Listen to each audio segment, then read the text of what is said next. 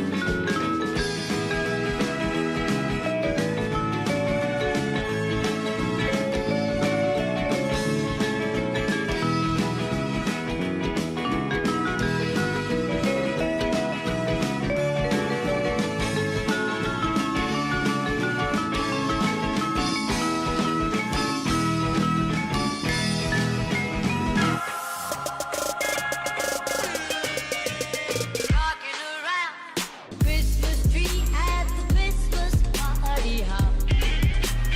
Mistletoe. So there, my new Christmas cactus. To be honest, nung nabuksan ko yung package, medyo nalungkot ako kasi nalagas yung karamihan ng bulaklak. May isa lang malaking natira. So ang ginawa ko, nilagay ko lang siya sa shaded area para makarecover. But sadly, the next day, nawala na rin yung remaining na bulaklak na malaki. But I understand kasi galing pa siyang Benguet, so nabugbog siya sa biyahe. Kaya naglagas yung mga bulaklak. Nakabili na rin naman ako ng mga ibang haworthias sa seller na yon, sa Benguet seller na yon. And usually, they send the package naman na uprooted yung mga succulents or cactus. But for some reason, this time, pinadala nila yung Christmas cactus with the soil. And I think I know why, kasi mother plant siya. So yung roots niya, nasakop na yung soil sa nursery pot niya. And it's okay naman kasi it's well packaged, hindi naman natapon yung soil, at pinadala niya yung Christmas cactus na dry pa yung soil. So walang problema sa rotting. As for the repotting, nung tinanggal ko naman siya sa nursery pot, maayos naman yung roots, healthy naman, kaya hindi ko na pinalitan yung soil. Nagdagdag na lang ako ng loam soil mixed with pumice stone for drainage.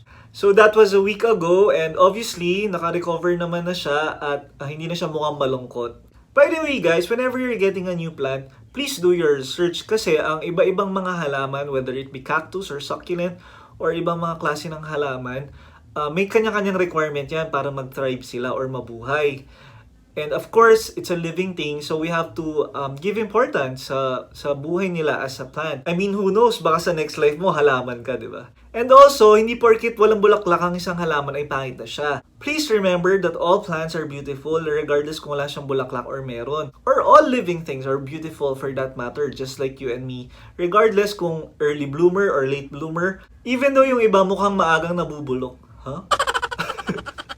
kidding aside, hindi porkit nag-trending ang mga halaman, basta-basta na lang kayong bibili tapos papabayaan nyo na lang.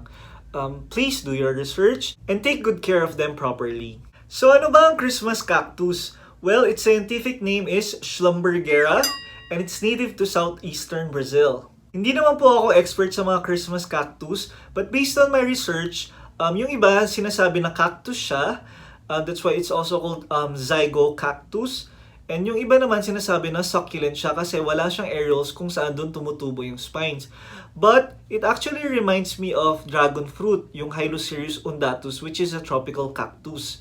Pero kung ibabase natin sa itsura, it's definitely not a desert cactus. Ang mga common name niya aside from Christmas cactus is Thanksgiving cactus, Easter cactus, and even crab cactus. Kasi yung mga pads niya mukhang claws ng crab or even yung head ng crab.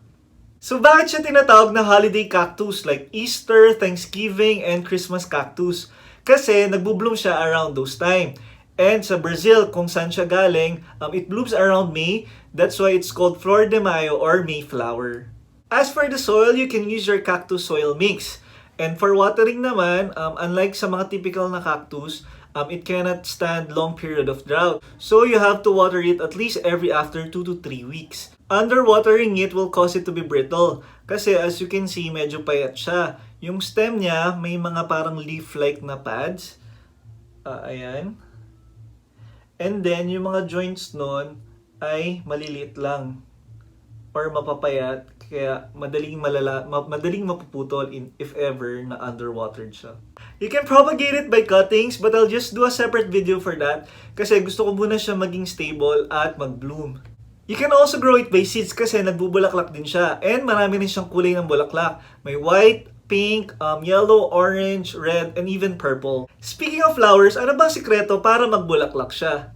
Well, the secret is the temperature and the sun exposure. Ang mga Christmas cactus are known to thrive sa mga shady na areas. So, mas maganda kung ilagay nyo siya sa area na kung saan merong bright indirect sunlight. With that being said, maganda siya talagang indoor na plant. Kasi too much na sun exposure will cause it to grow. So, dadami lang siya pero hindi siya magbo-bloom.